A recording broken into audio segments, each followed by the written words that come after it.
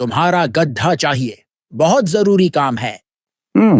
भाई, अफसोस इस बात का नहीं कि तुम्हें गधा चाहिए।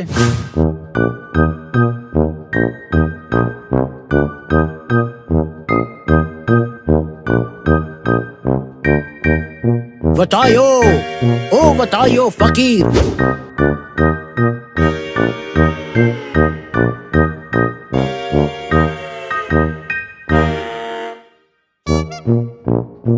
ओ भाई, सब खैर तो है?